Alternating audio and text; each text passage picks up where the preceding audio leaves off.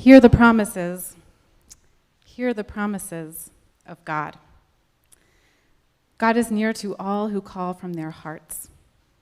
The desires of those who humble themselves before the sacred will be fulfilled.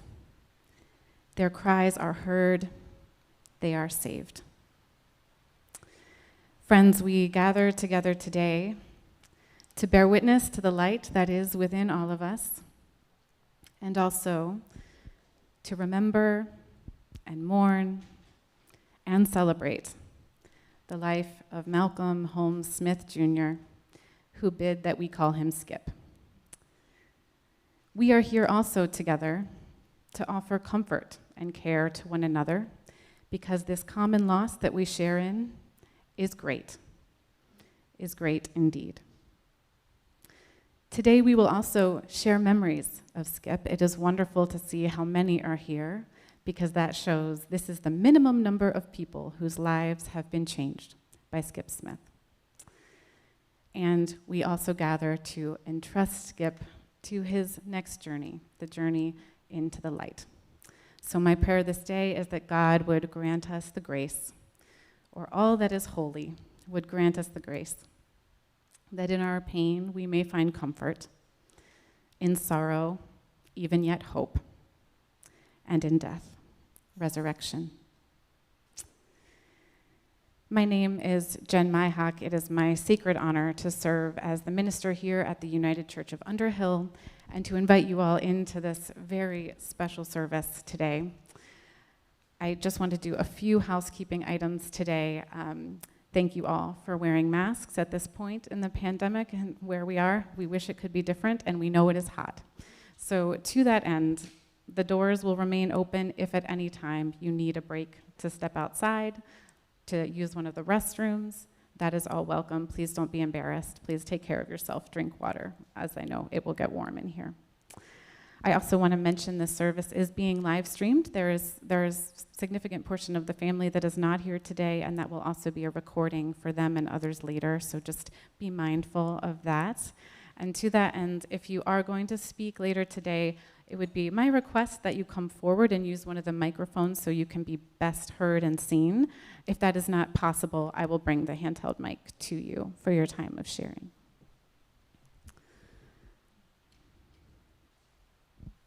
I think that's my list. I thought we would open today with a prayer by Howard Thurman. Howard Thurman was a Baptist preacher and a theologian who worked at Boston University School of Theology. He was a mentor of Reverend Dr. Martin Luther King, and he was also influenced by Quaker teachers. And as we'll hear more today, Quakerism and some key and simple tenets of that faith were indeed deeply embedded in who Skip was. So I have chosen this prayer to open us this day. You may address God, the divine, the holy mystery, universal meaning, whatever term you wish, but let us open ourselves together. Open unto me. Open unto me, light for my darkness. Open unto me, courage for my fear. Open unto me, hope for my despair. Open unto me, peace for my turmoil. Open unto me, joy for my sorrow. Open unto me, strength for my weakness. Open unto me, wisdom for my confusion. Open unto me, forgiveness for my sins.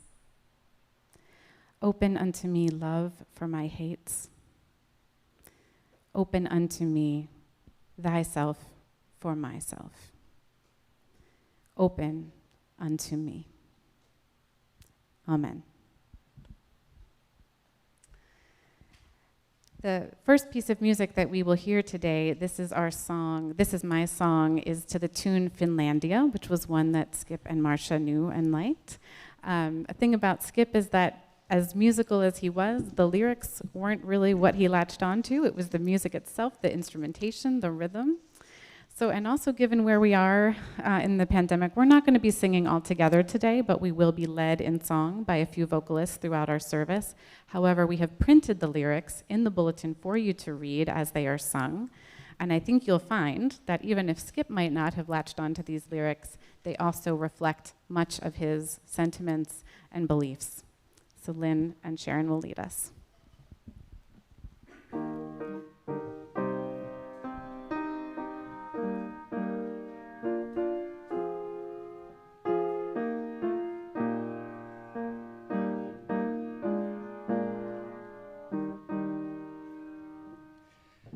This is my song, O God of all the nations, a song of peace for lands afar and mine.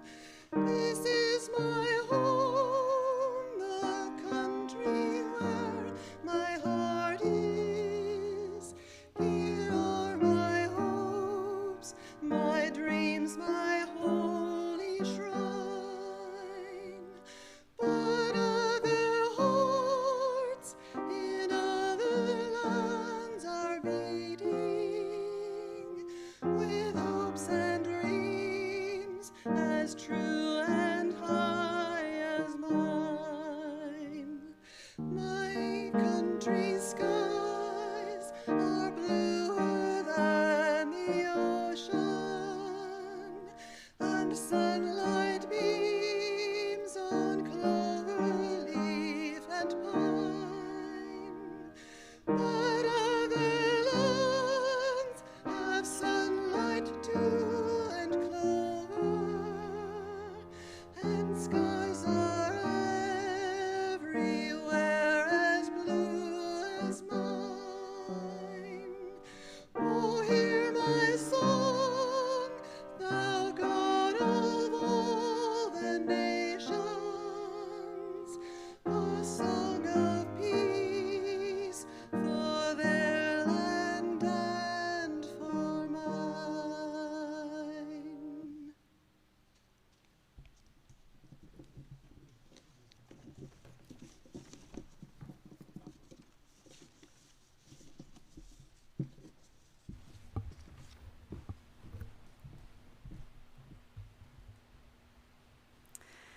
A reading from Psalm 46. God is our refuge and strength, a very present help in trouble.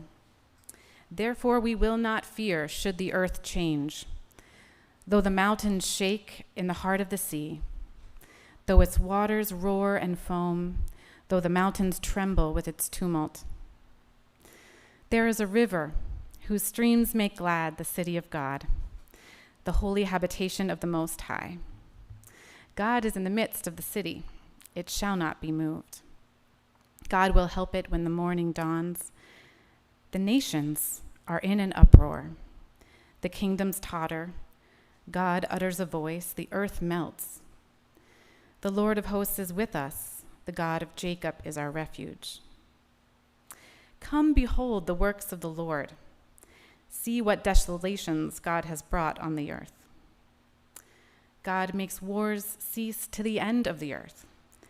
God breaks the bow and shatters the spear, burning the shields with fire.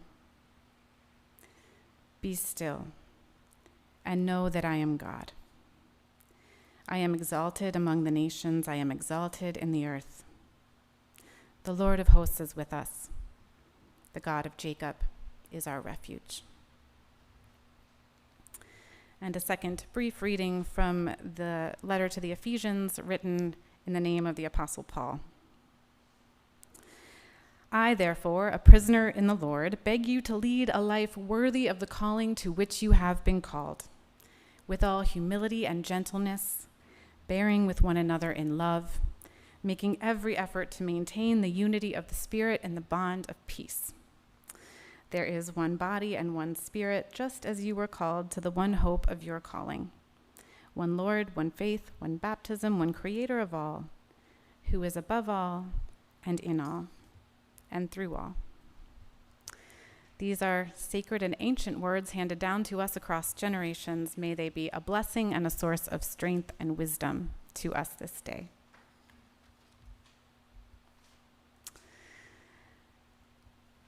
It is, despite the circumstances, a wonderful thing to see this church filled today, to see all of us who are gathered here. Because, as I shared before, this means at least this many people have been changed by the life of Malcom Holmes Smith Jr. Call me Skip, please. We knew this day would come. We had that knowledge, and yet it came sooner than we had hoped. At the same time, we can be very grateful that over the last several months, Skip and Marcia and their family together lived life as fully as was possible, including along the way an opportunity for Skip to say many of his goodbyes, including to the grandchildren and to many at Ferry Beach, and I know many of you are here in this room today from that community. Yet we are gathered on this particular day so soon after Skip's death, also because David and Peter and Matthew were already planning to be in town for a special weekend, just the 5 of them together. So the form of that special time has changed dramatically. Instead, we have all been invited to share in this special time.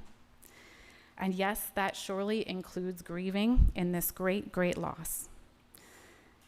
And also, we have been invited in to share about how Skip's life has already and will continue to change us and make us different and better people forevermore. An amazing gift that Skip and Marcia put together over the last several months is their Caring Bridge. That is a site that typically is used just to share medical information, but they saw in that a different opportunity because they realized that Skip knew so many people from so many places. And so along with those medical updates, they gave us this gift because not only might we not know one another, but we might not have known all of who Skip was. He wore a lot of hats. He did a lot of different things. And so these stories that they had the chance to write together in their own voices are just blessed treasures that I can only commend to you for your reading. So again, that's if you go to the Caring Bridge site and look for Skip Smith, you can find all of those treasured stories. I'll touch upon just a few of the things that Marcia and Skip worked together on in that site before opening it up for family and friends to share their remembrances. As I shared, Skip's religious roots were predominantly Quaker, ones that emphasized simplicity, that went hand in hand with the central teaching that there is that of God in everyone. And if there is that of God in everyone, then, as Skip told me when we met, he understood that it was his job to find that. And while Skip may not have described himself as a deeply religious or devout person, much of who Skip was, the activities he chose to do or not do, can be traced back to this simple central belief. If there is that of God, of divine mystery, of universal worth in all of us, then, Skip said, how could I do anyone any harm? Quakers or pacifists, Skip also shared that he had never held a gun with the exception of a BB gun in his childhood, and that made him quite uncomfortable. He was a conscientious objector during the Vietnam War, although he also shared in recent years kind of a graying of the black-white continuum when it came to peace and war. And that simultaneous commitment, passion for peace, while recognizing the inability to escape its opposite in this life. That's something that was also reflected in the psalm that was read this morning. So he stands in good and ancient company there. But as any earnest and seasoned peacekeeper knows, it's not enough to just ensure an absence of violence or of conflicts. Peace also has to be about something better, the presence of something better. And Skip was certainly present to those of us gathered here today, and he definitely added a glimpse of better into our lives. No one can know this better than the 4 people sitting right in front of me this morning, but friends from Ferry Beach and the Rotary Club and the golf course and the lawnmower brigade and Little League and the workplace and so many more places can testify to the betterness that was Skip Smith, and that included his humor, his persistence, his compassion, maybe his stubbornness, and yet at the same time being ever ready to learn a new thing. So let's go back to that Quaker teaching. So another implication of that, if there is that of God in everyone, including me, Skip said, then why are you all trying to tell me what to do?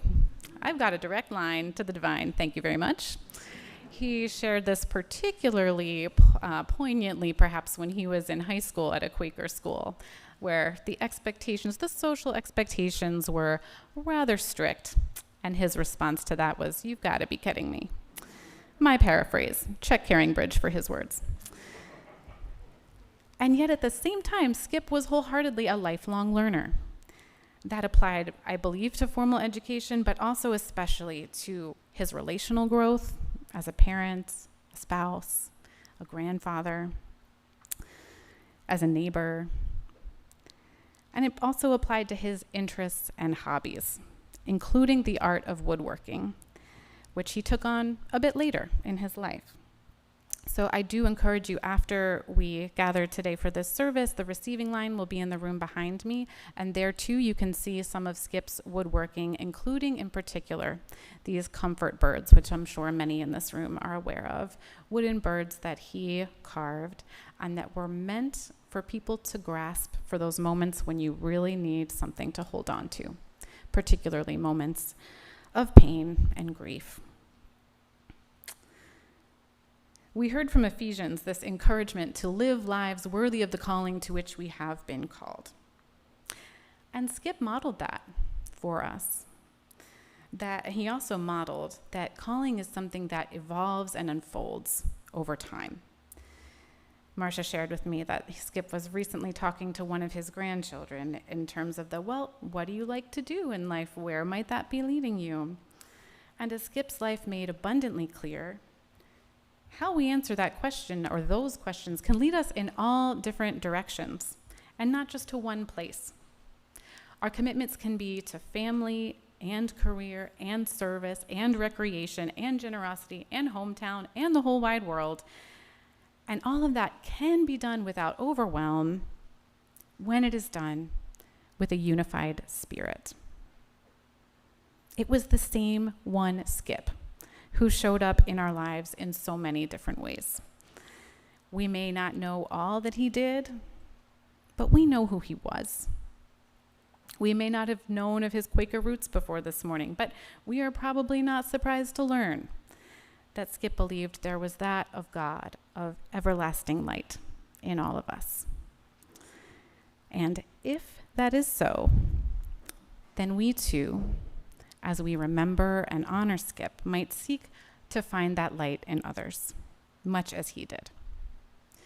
And if that was his life's quest, I can only imagine that the God of light is now saying, "Well done, good and faithful servant." Let's journey this next leg together. May it be so. Amen.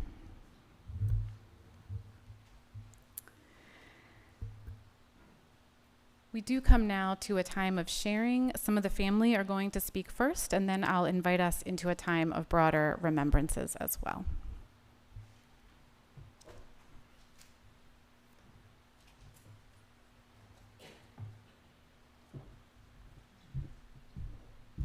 Hello, I'm David,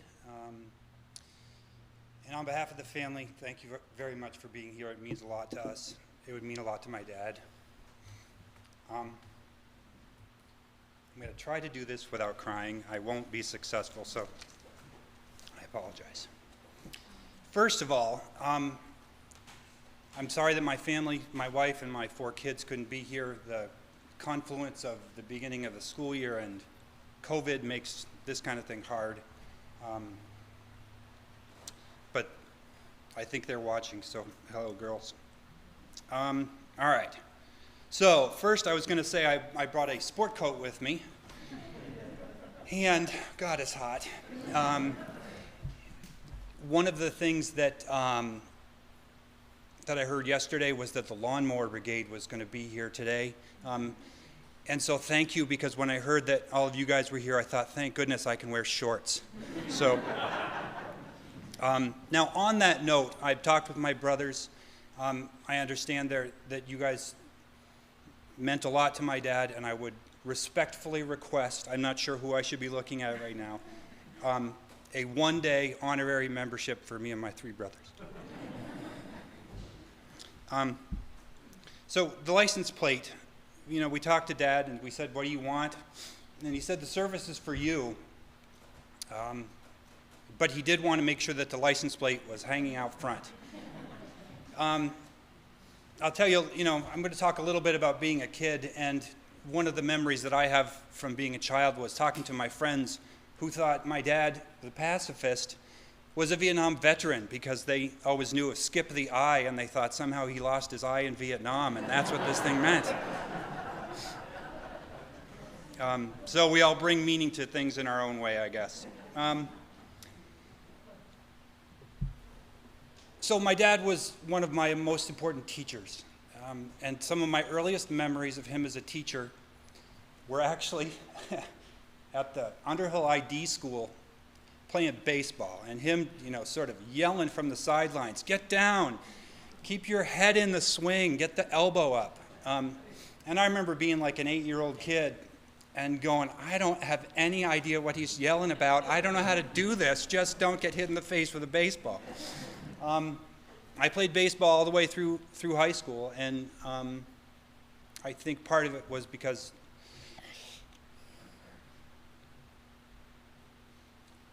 it meant a lot to me that he did that with me. So my dad was an interesting person. I think he was committed in an interesting way to always getting better. And I really appreciate that ethic, and I hope that I try to emulate that. Pardon me. And so baseball was one of those things that I always, thought about and tried to get better at. Later in life, I took up golf. Actually, I played as a little kid too, but he would always talk to me about golf. And recently, he and my mom, I just turned 50 this year, and they got me some golf clubs, a very generous present. And so I played golf with my dad last month. And I was so ready to come out, and I was going to shoot a 63. And after about 6 holes of really stinking it up, and thinking I'm not playing very well for my dad, and I was a little disappointed, he looked at me and goes, do you want me to tell you what you're doing wrong?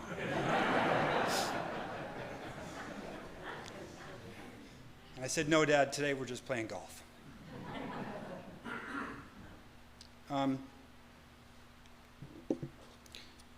So I guess really, for me, my dad always wanted to be better. He always wanted me to be better. And I hope that I will continue to try to be better for him. Thank you.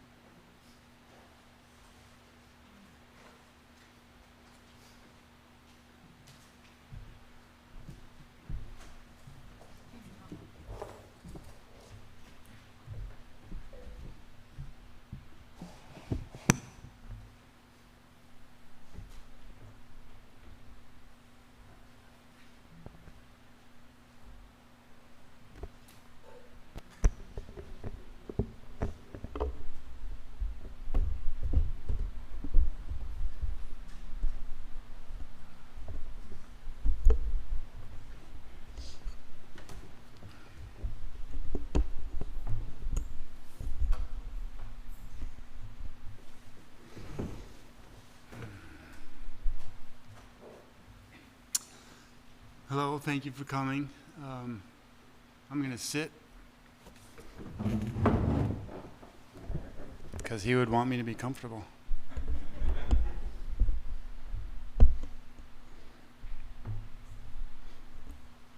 I'm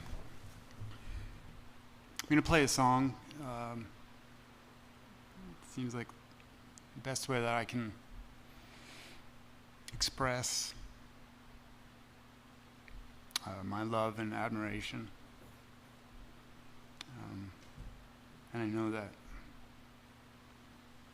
you all here feel some sort of that as well, and that's a beautiful thing. He was a beautiful man.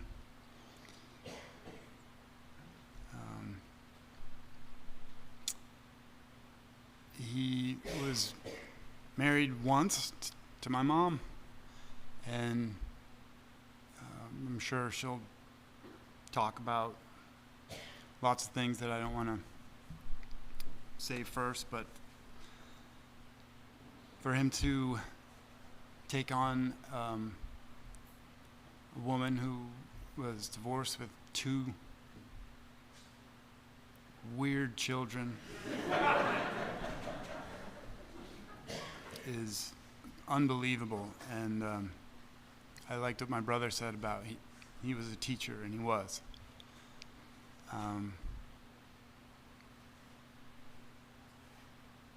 And without saying anything, loyalty and consistency and follow through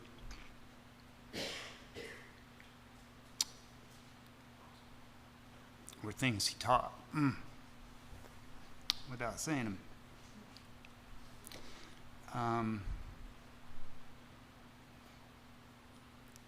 He was supportive of us no matter what spot we were in, or what we wanted to do, or what we decided we didn't want to do.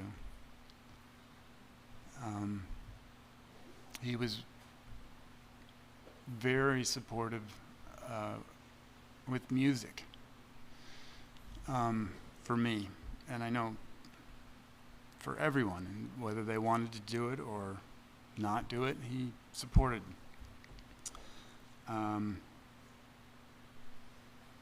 They wanted it to be part of my life, both my mom and my dad. And they started me with piano lessons with Sharon Damcott, which I used to go to after school. And I learned more, Sharon, than you realize. Because when I moved on to different instruments, it came with me. And I want to apologize. You need me to be a little louder? I can be a little louder. Thank you.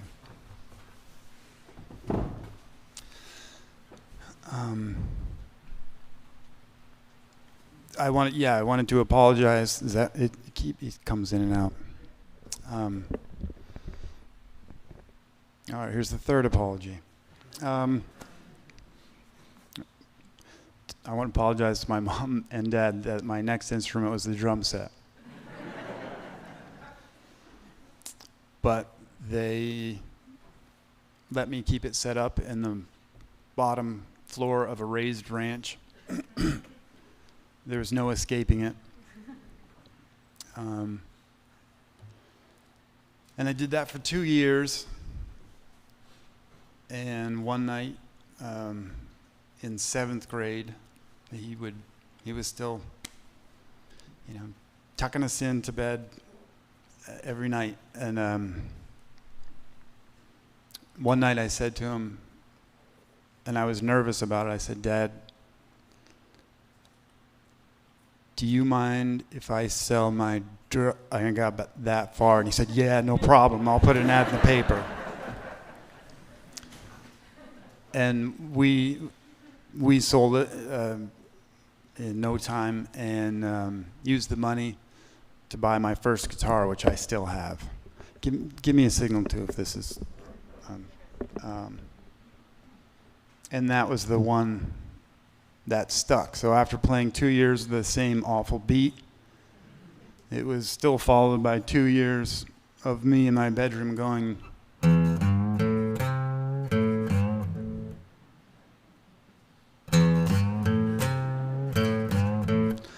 and they would come by and reach for the handle of the door and shut it with a smile.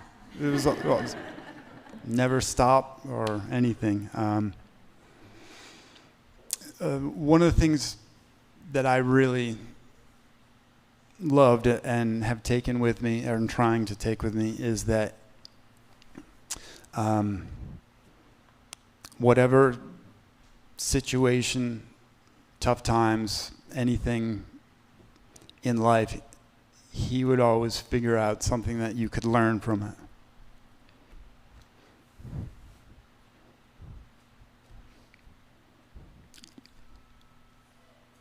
That's rare. And that's been very important to me. And one thing that I love about him is how much he loved my mom. And that showed the loyalty, the follow through, the commitment. He was the same man all the time. And I'm really glad you're all here to share this, and I know that he meant something special to all of you. I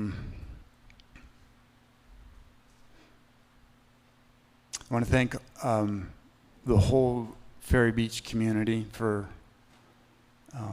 being here and being a support in my life and in our lives. Mom and Dad took us to Ferry Beach in 1986, and it's nice that you keep mentioning family and friends, because that's the name of the conference, and you guys are all his family and friends. And I know how hot it is, so I love him, I love my family, and I love all of you, and I can feel him here now, and this is, he is enjoying this, and he's telling me to move on. So I do want to say a special thanks to Randy Wagner and his family. They put a lot of effort into creating a memorial for him at Ferry Beach, and I didn't realize at the time how incredible the timing of that was, that he was aware of that, and the effort that he put in, as well as I'm sure some others, and so thank you for that. And I'm going to play a song.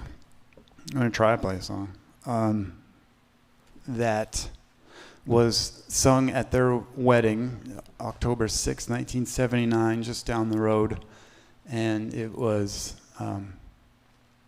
my Aunt Sweetie, Bonnie Lichter, on flute, and Skip played piano, and my mom sang. And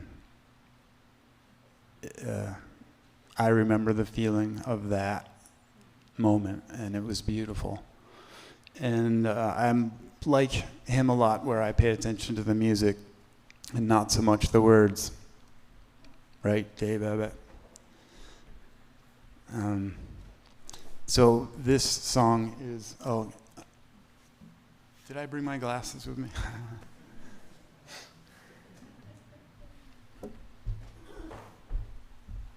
Thank you.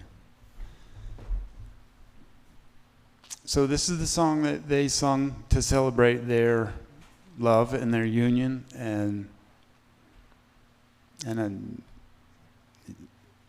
you could feel it, and I know you all know exactly what I'm talking about. called Images. It's a song by Margie Adam. It's written in 1974.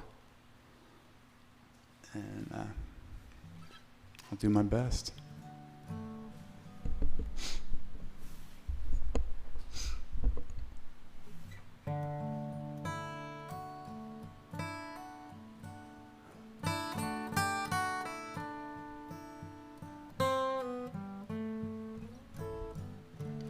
Pick a flower from my soul,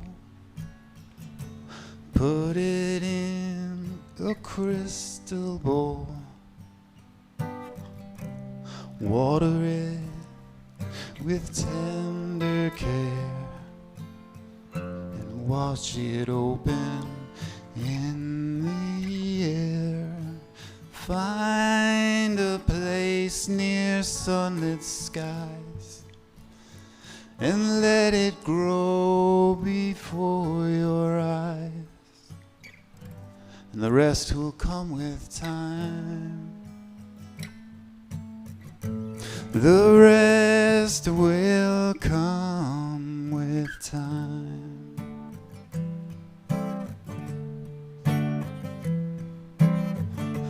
Feel the ocean of my mind.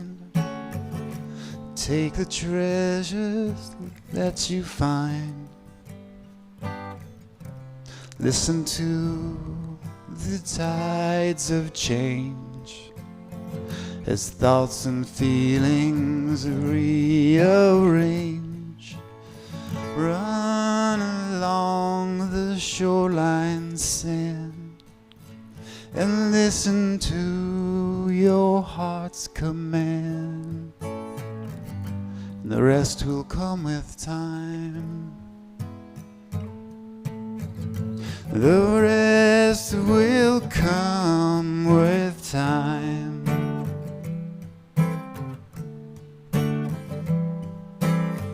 Climb the canyons of my heart. Seek a place where caring starts. Walk beside the mountain stream and know that you are in my dream. Sing the song you hear in me. Become part of the fantasy.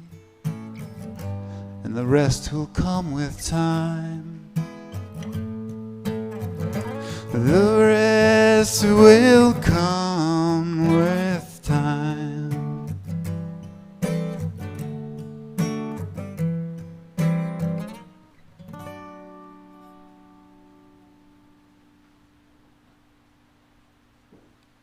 I love you, Dad. I love you, Mom. I love you, Maddie. I love you, Dave.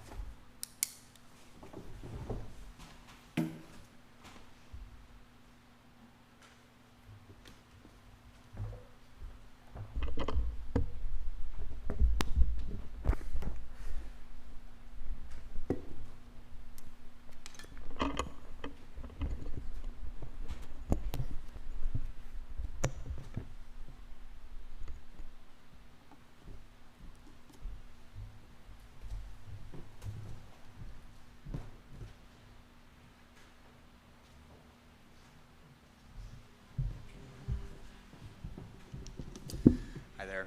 I'm Matt. I'm the youngest son, son number 3 to the Rotarians. Hey, you to my brother. I had to write mine down, so you might have to bear with me a little bit on this one. When I sat down with my mom and my dad during our visit in June, he talked through a little bit of what he expected to happen as his disease progressed. He had seen his mother go through the same thing, and he said that if there were any special words I had, that I should share them before things got too bad. There's no expectation from what he said, but ever since then, I spent a lot of time trying to come up with those words, just to have some sort of grand catharsis for myself and for him that would perfectly sort of sum up how much he meant to me and how much I loved him. So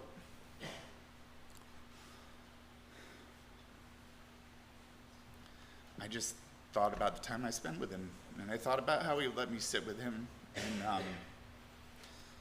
let me watch West Coast baseball until 1 a.m. Because I had an earache and I couldn't sleep. I thought about the trust and confidence he always showed me. And when, I was 14 and I got to hike a third of the length of the state with 2 other 14-year-olds. I thought about how disappointed and upset he was when I crashed my brother's car, but how he still took the time to walk me through what had happened so I could learn from it and understand what it meant for everyone. I thought about the trip that we took to Augusta National and how much he loved showing me and my brothers around.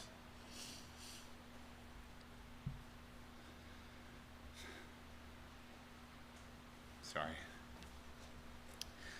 I thought about every time that he would just give my mom a kiss while he was making dinner because she was there and he loved her.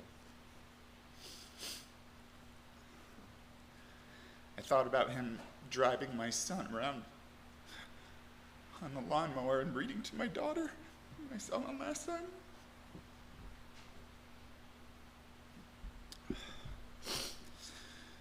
And I thought about how he would always say, no, no, no, baldness is passed down on the mother's side.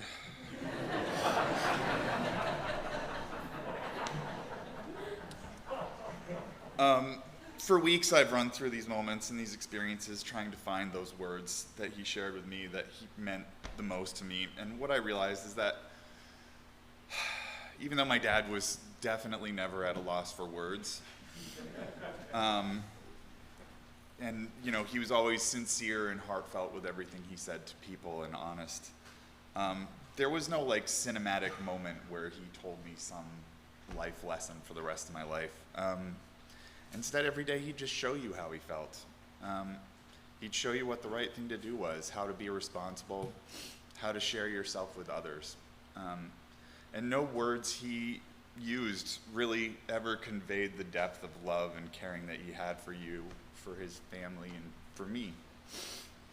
And the more I've been thinking about it, the more I'd come to this conclusion. But it actually really clicked for me when, after he died, my Aunt Linda posted something on Caring Bridge that Dad had said at his grandfather's funeral back in the 70s. And he said, "Words in any language are sometimes very poor to express feelings very adequately.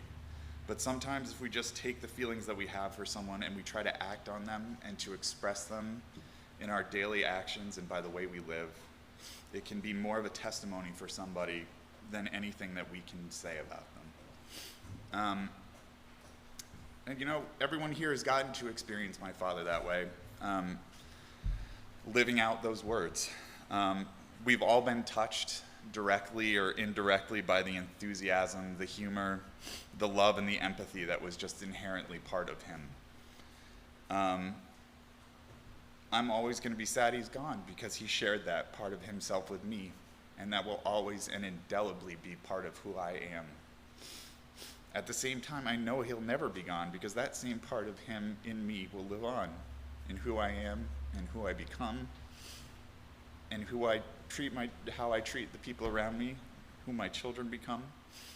And he'll never be gone because each of you, and in turn everyone who you love and everyone who you know, will have that same part of him within you. So what I realized is there's really no catharsis to be had because there was nothing pent up to release. He knows how much I love him. He knows how much my family loves him. And he knows how much all of you love him. And he knows it because he was always sharing himself with others through every day that he spent with them. And we couldn't help but share ourselves back with him. So I'm always going to be sad he's gone, but I'm going to always promise to keep nurturing the part of him that he shared with me. And I hope that you all will do the same. And I think that's the best way to honor who he is and who he was. So, thank you.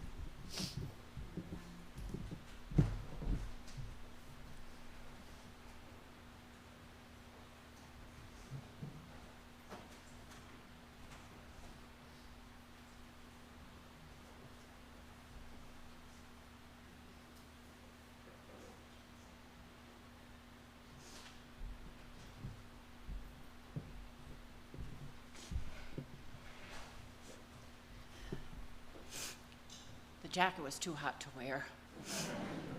But I'm wearing the black because on some level I've lost him.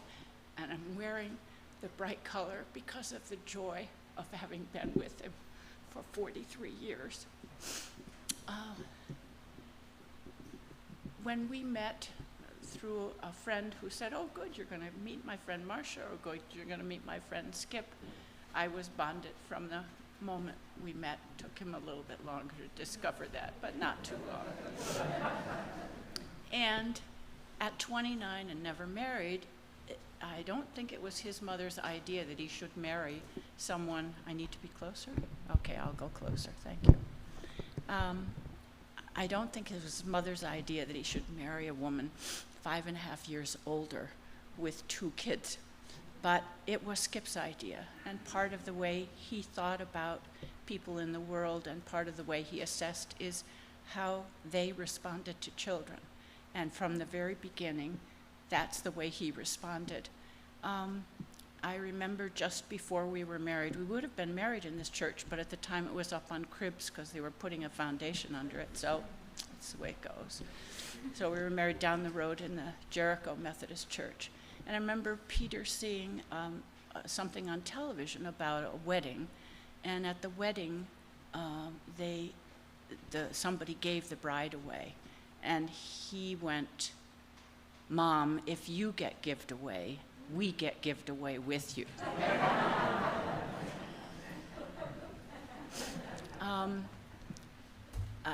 Many of you know I call him the love of my life, and that's what he is, a beautiful person and the love of my life.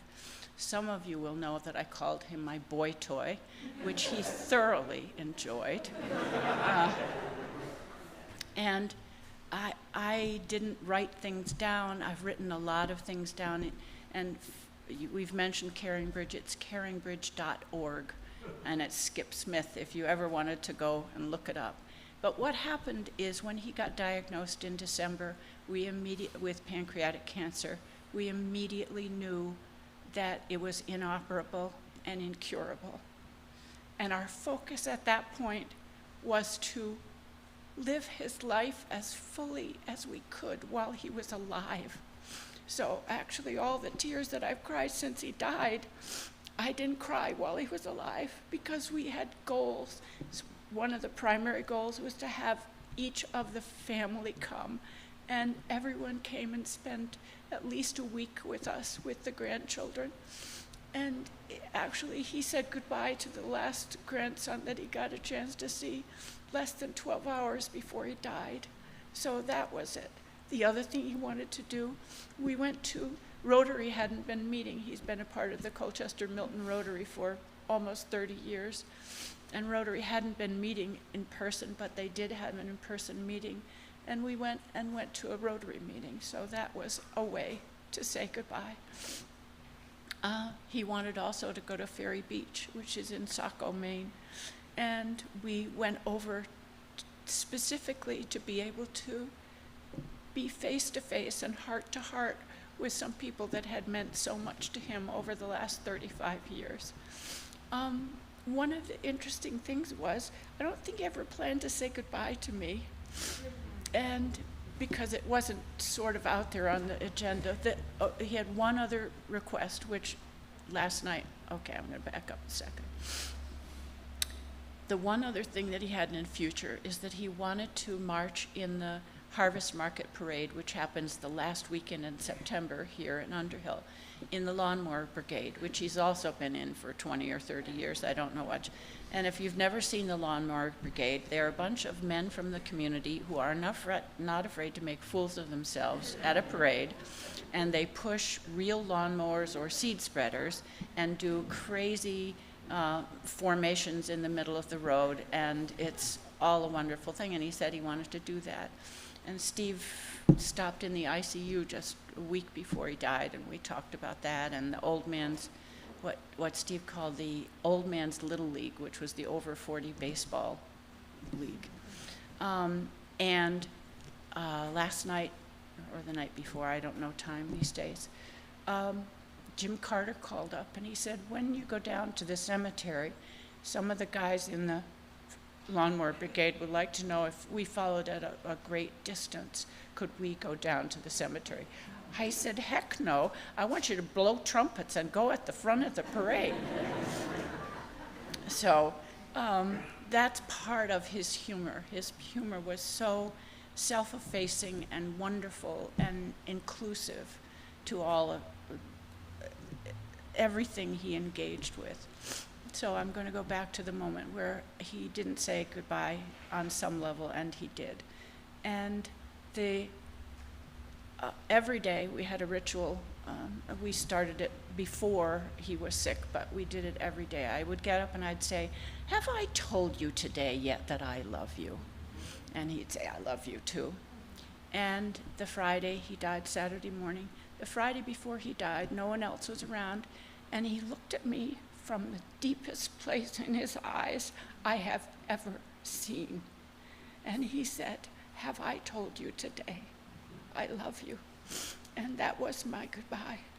I was there when he died. I'm very glad. I'm glad for him. He wasn't afraid to die. In a way, you won't be surprised in terms of what we said. He was curious. What was there next to learn? So that was how he approached dying. And that I could be with him when he died, for him, for me, and to be able to tell the boys that we were there. And he's learning somewhere, and I'm loving him in whatever place or form or way that he is. I can keep loving him.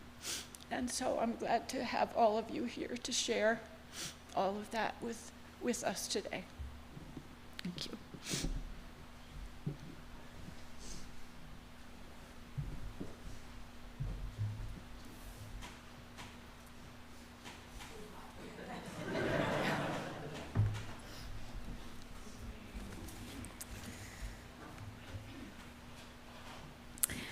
So I will invite others who might like to come up and share a few words about Skip or a few words of comfort to the family to do so now. And by means of instruction, I found these from what a Quaker memorial would look like that I thought are informative. The responsibility for the spiritual depth of the meeting rests with every person in attendance, those who keep silence, as well as those who are led to vocal message. All do their part when they yield their minds and hearts to the guidance of the Spirit. Anyone who feels so led may speak. Speaking loudly and clearly, share with us some facet of Skip's life that has touched yours, or give some words of comfort to those all of us who are left behind, and leaving some space, just a little space for silence in between for some reflection. So again, I do ask if you can to come forward. If not, raise a hand and I will bring the handheld mic to you as we share.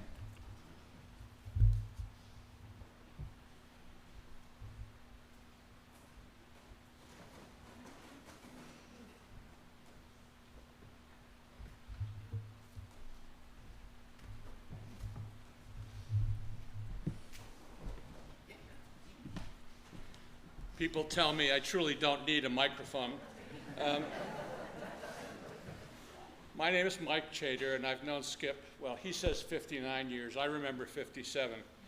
We met at a YMCA camp for people from Westchester County, New York, an important place in both of our lives that set up a lot of future relationships, friendships, and life experiences. I want to say up front, and I will try to keep this brief, although I'm not very good at it, that Skip was a wonderful man. You may not think so when I get done, but truly he was a wonderful man. Skip, in the course of our lives, our relationship with me, my family, through his work and through friendship, kept intersecting and becoming stronger over the years. And I was fortunate enough to watch Skip from being a teenager to becoming when he met Marcia and developed a family, becoming a whole man. Teenagers, of course, as we know, well, I don't want to say much about teenagers, especially Skip as a teenager. A couple of things that some people may not know. Skip had some extraordinary skills. This being what looks like the Woodstock generation, some of you will remember Jimi Hendrix' solo of the Star Spangled Banner.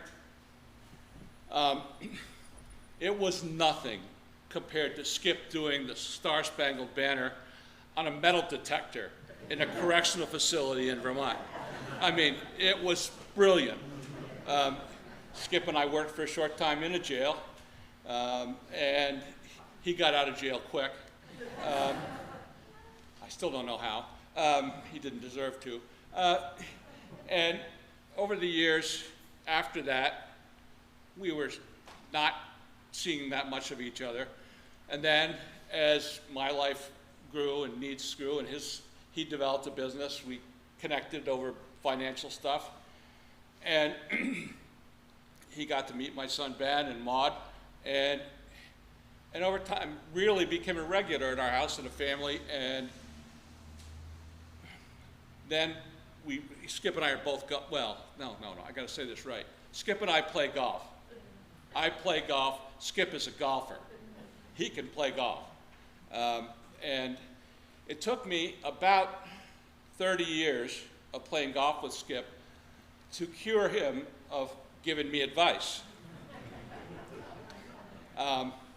Some of it was painful for him, more of it was painful for me. And I happen to know that there are a number of golfers here who join us on Tuesdays to play around the state. I do tend to ramble, so I'm not going to talk much longer except to say I love Skip. He was a good man, a really good man. And I don't know anybody who met him or got a chance to know him who wouldn't agree with that. Marcia, Peter, David, Matthew, your husband, your dad, was a very special person with special skills and meant a lot to so many people. I'm not going to say any more, except that I loved it.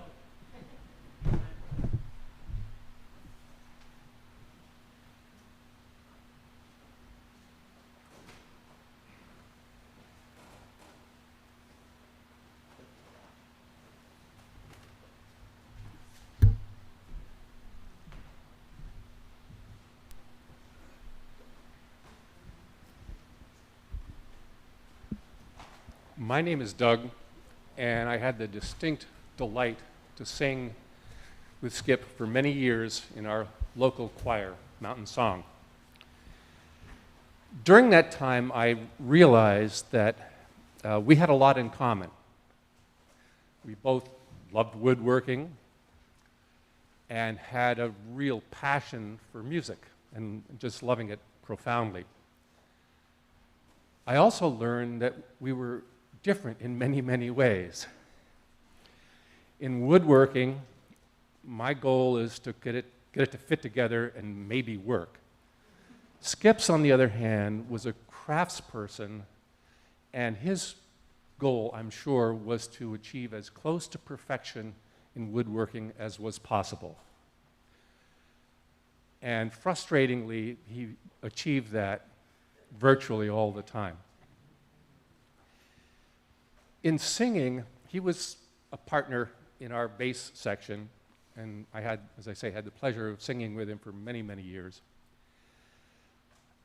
And there, too, we had a lot in common in loving music. I had a tendency to, let's say, vary from the script when singing, even the bass part. Skip, on the other hand, had a very acute sense of which notes needed to be sung at what time. He was a master of interval interpretation and was always right. When I would veer sometimes at the end of the piece, I would look over and there would be a smiling face with a twinkle in his eye, and I could just hear him say, well, there he goes again. But however, he was absolutely right all the time. He also had a love for upbeat music, particularly if it was in 3/4 time. And I can't listen to really any piece of music now without knowing somewhere in there is this bouncy 3/4 time that provide the energy that Skip brought to it. But through all of that, I don't think I know of a person who was as fundamentally kind, gentle, and most profoundly just a wonderfully sweet person. And we'll all miss him, I'm sure.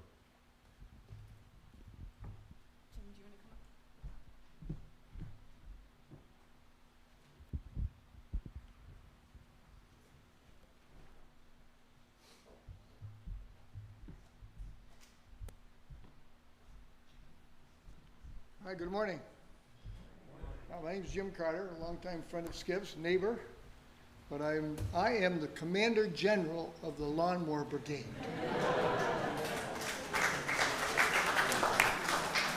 And you'll see some of us, we do have a quorum today. There's 11 of us, been doing it, as Marcia said, making fools of ourselves, end of September every year. And we're going to do it again this year. We did it last year virtual, and if you ever saw the video with Skip, he had masks all over, including here, and here, and here. It was awesome. But I want to say what something that Matt said, that Skip did not pass away. You know, you read in obituaries or you hear people, oh, gee, Skip Smith passed away. Skip didn't pass away. Skip passed on. Skip passed on. He passed on this full church. He passed on the memories that we all have of him.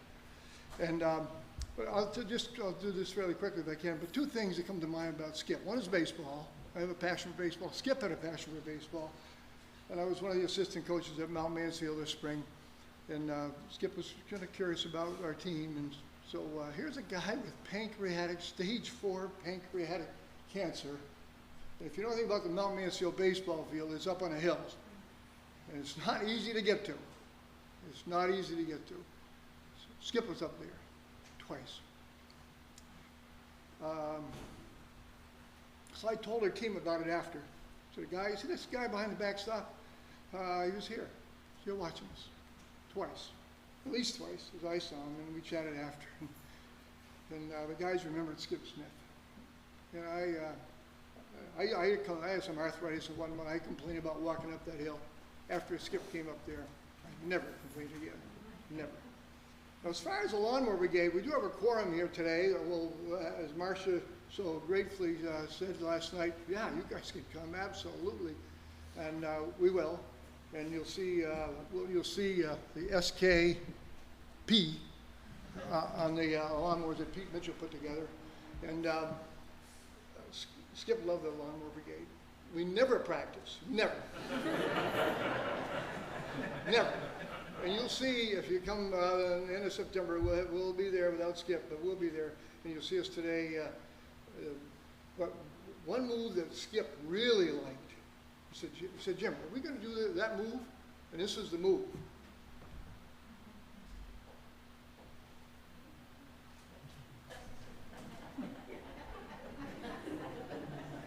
That's slow motion, by the way. Skip loved that slow motion. So Jim, let's do the slow motion. Another one was chaos. Another one, but Skip. So this is for Skip.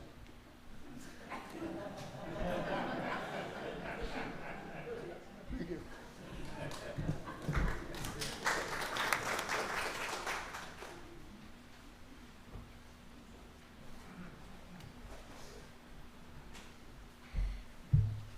First of all, I have to say that reading on Caringbridge, I'm sure this was propagated by Skip, that we could be casual instead of all wearing suits on a day like today. I'm very happy about that. My name's John Avery. I'm the president of the Colchester Milton Rotary Club. And I knew I had to say something because I was getting a hairy eyeball of all the members in the room. But first of all, just to say that Skip's wit, his humor, his contagious humor, his enthusiasm for coming to the meetings. He was probably our best sergeant of arms of all times because he always made us laugh. We all had a great time when Skip was sergeant at arms, and he was very quick to call someone out if they were not wearing their rotary pin. He'd be calling me out right now because I forgot mine. And things like that. So, Marcia, I just wanted to say you are welcome anytime to come and visit us. Please, I encourage you to do so. And he always talked about sons number 1, 2, and 3. Incessantly, we know so much about you guys, and more than you know, actually. And you guys also are welcome. We would love to have you come visit us anytime. Thanks.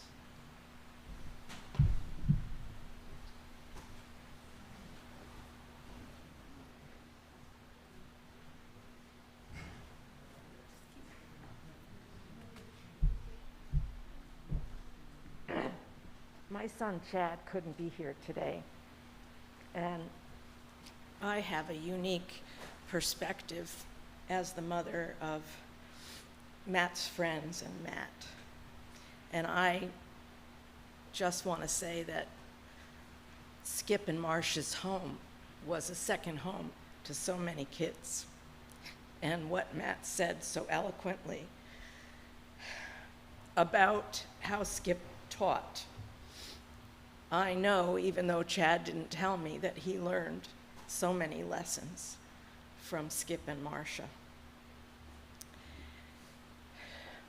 And I want to say, as a nurse, that I have never seen a family act with such grace during such a difficult time. And I am in awe. And I wish all of you comfort. He's in your memories. The Jews say they're never gone. It's in your memories, all your memories, and it will get easier.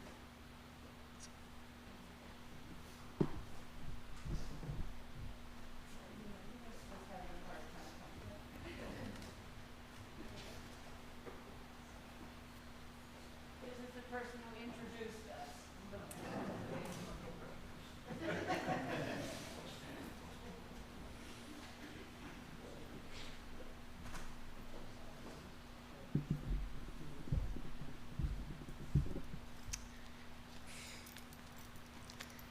My name is Eunice, and I'm not very comfortable talking about my feelings in front of a large group, but my deep love for Marcia and Skip and these 3 boys has prompted me to get up here. I first met Skip when I was in my early 20s. I worked at the correctional facility with Mike and Skip. I did get to witness that Star-Spangled Banner on the metal detector. It was memorable, I have to say. Skip and I both ended up in Burlington after that, and he and I remained good buddies for right until the end. Marcia and I met being probation and parole officers together, and at one point I did say to her, "Oh, my good buddy Skip is going to take the same class as you are. You should introduce yourself to each other." To this, right up and almost to the end, he insists that I was fixing them up, but I wasn't. I just loved the both of them, and I thought they would just really enjoy each other, and apparently they did. Over the years, there's some parts of Skip I haven't heard mentioned, but Skip and I enjoyed, particularly in later years, he would accompany me doing some things with the Appalachian Mountain Club, and he really got into hiking and his love for the woods and being out with his family. And I know he would hike with his boys and his grandchildren, and that was another aspect of him that he enjoyed. And these last few months and weeks, we did have an opportunity to do some hiking at the park over here in Underhill. He was a competitive person, and he brought that out in me as well. So he really enjoyed. I could not tell him what to do. I often tried, and nor could he tell me what to do, though he often tried. But it was lots of fun bantering back and forth with him. Marcia's my very, very deepest and most wonderful friend, who I cherish deeply, as I do her family and Skip. So with that, I do wanted to say that the last time I met with him was a couple of days before he died. We had some time alone, and he and I were talking about this next phase of his journey, which he had no roadmap for, neither do I. But I do think he was curious about it. So Skip, safe travels.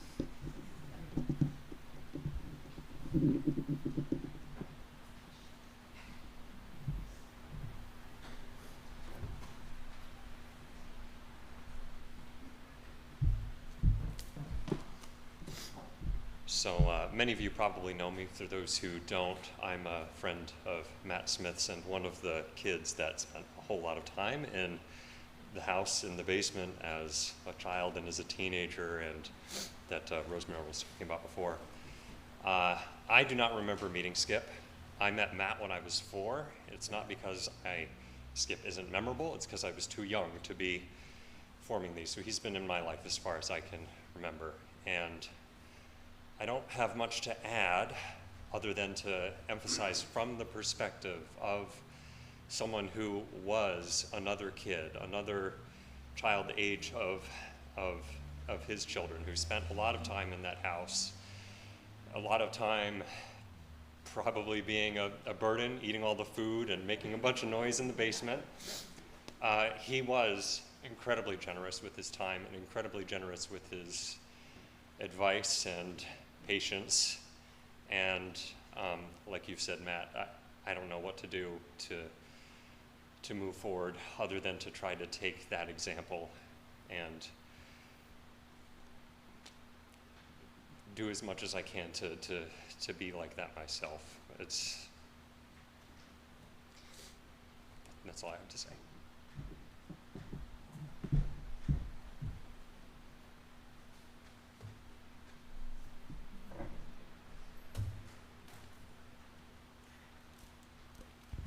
You all are waving those programs so high, I have no idea if anyone's trying to speak or not. They're just everywhere.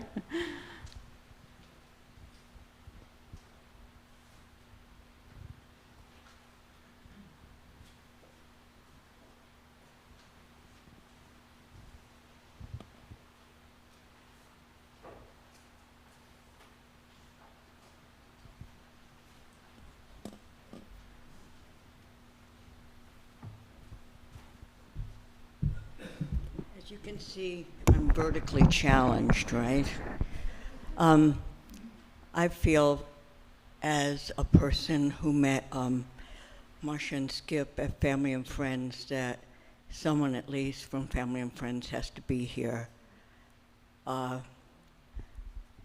those of us who have participated in that conference over the decades and have met this wonderful family, gosh, Matthew, you aren't this tall and have blonde hair. I'm totally baffled. I don't know what happened there, really. David and Peter. As a feminist, I speak for you. I've got the nerve as a Quaker feminist that I will say this, that as a teacher, Skip had this wonderful quality of being able to convey things that did not have the least hint of impatience or condescension. And I'm very quick to bristle when some guy tries to tell me what's what, right? But he was not like that at all. He really, I think, did see the world made up of people of equal worth. And in that way, his Quakerism came out through his entire life. The other thing I do want to comment on that's been commented on before is I thought that Marcia and Skip had one of the most incandescent love affairs that I ever saw. The sense of the depths of the love and attachment between them, to me, was just beautiful and moving. And the fact that he came back to the beach only 1 week before he died, it was really a profoundly moving and wonderful moment. Thank you for sharing him with us, Marcia, even at the end.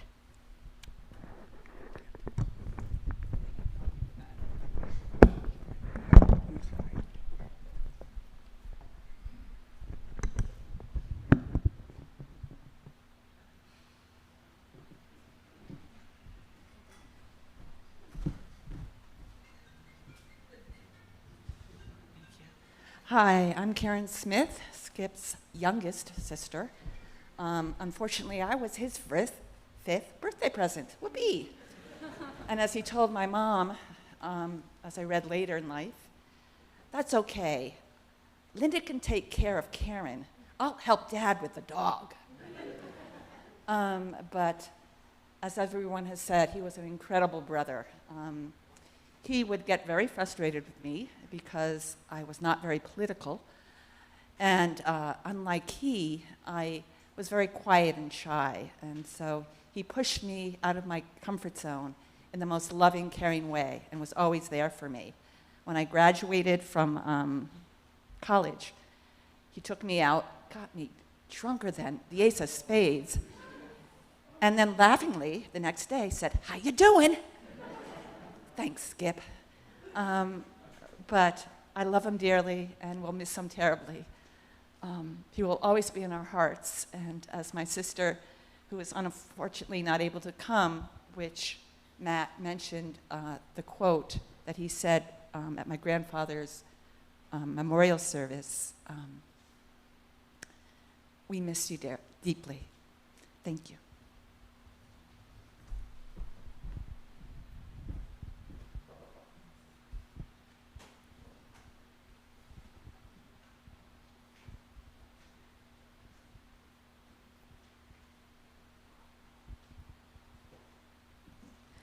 We will have plenty of time later after the conclusion of the service to continue sharing your memories and stories of Skip. And now I think I'll ask Lynn to come and lead us in a song that she's prepared.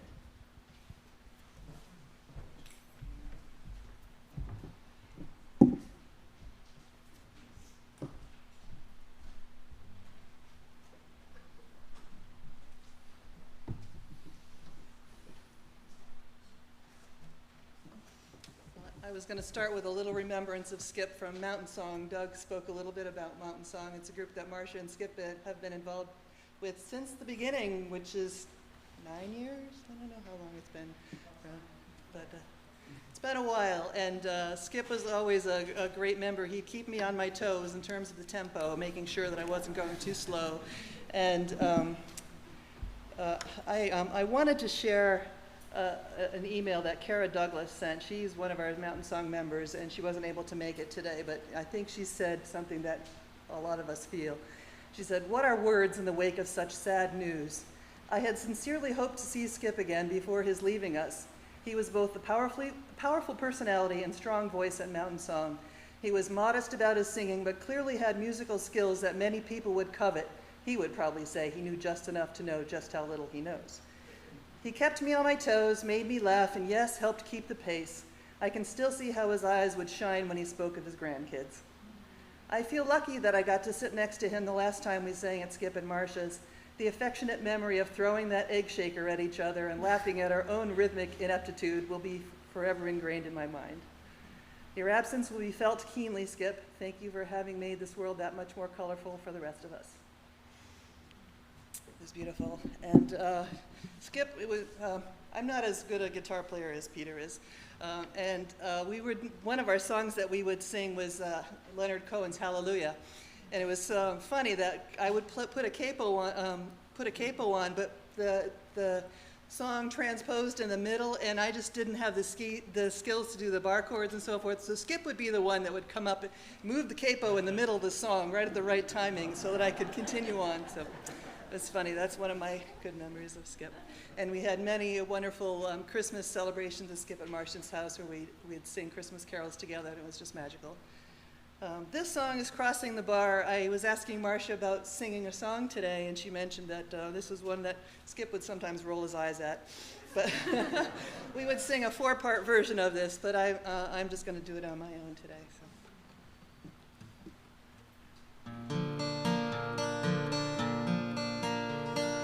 Sunset, an evening star, and one clear call for me. And may there be no moaning of the bar when I put out to sea. When I put out to sea. When I put out to sea. And may there be no moaning of the bar when I put out to sea.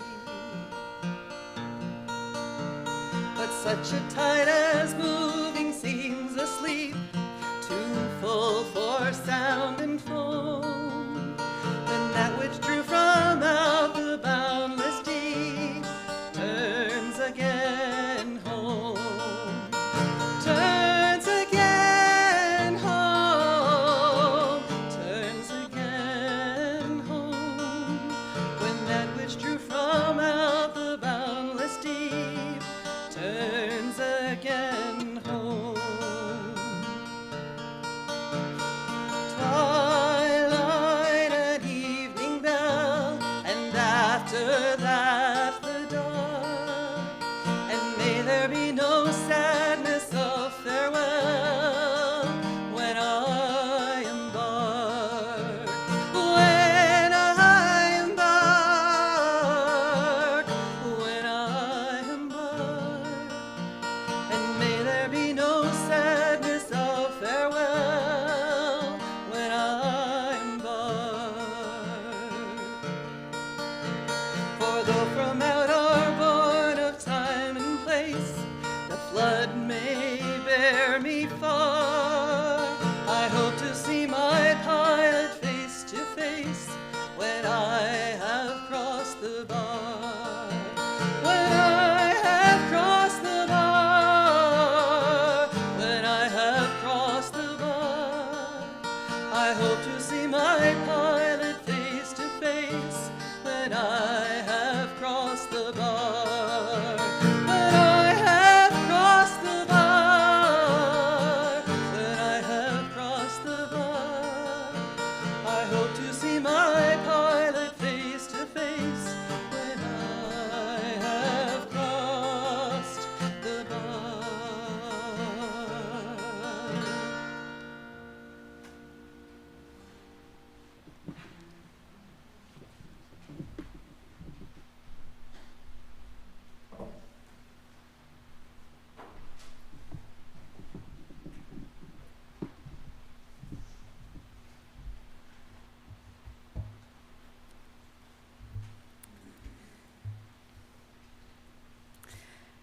It is right then now that we would come to the part of our service where we, together, wish Skip well on his journey.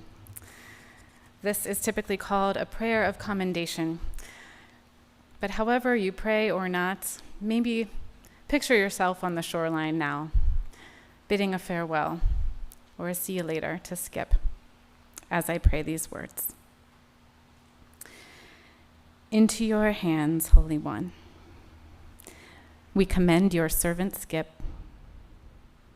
Acknowledge, we humbly pray, this sheep of your own fold, although he went in the direction he chose. A lamb of your own flock, and did he ever love that flock? And a son of your own redeeming.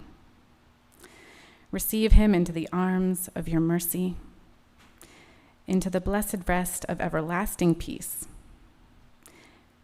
and into the company of the saints in light. Amen.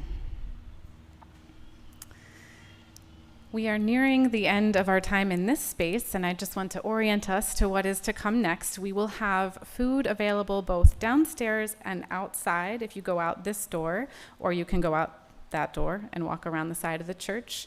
We hope that this will be a time to connect with one another, including maybe people you don't know, because the final thing we will do today in this service is the handshake. In a traditional Quaker meeting, which is quite quiet, much quieter than we have been, the signal that it is time to go is that greeting.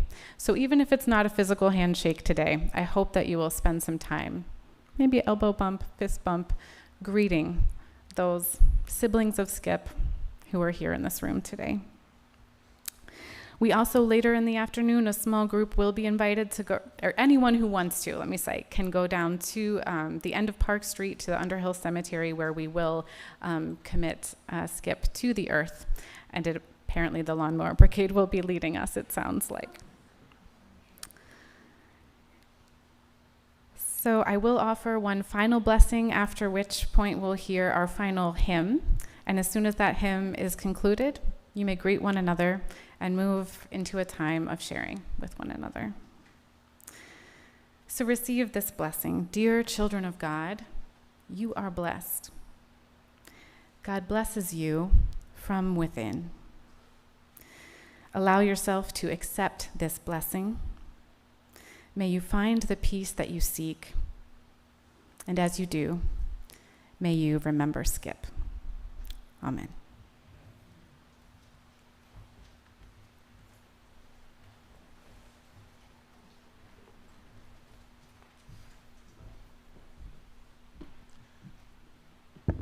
Before you leave, I just want to let you know that this is one of the tunes we sang in Mountain Spirit, which morphed into Mountain Song. And during the reception, especially those who gather outside, Mountain Song would like to sing another song that was very popular with us and especially cherished by Skip. And so we hope that you'll gather to hear that as well.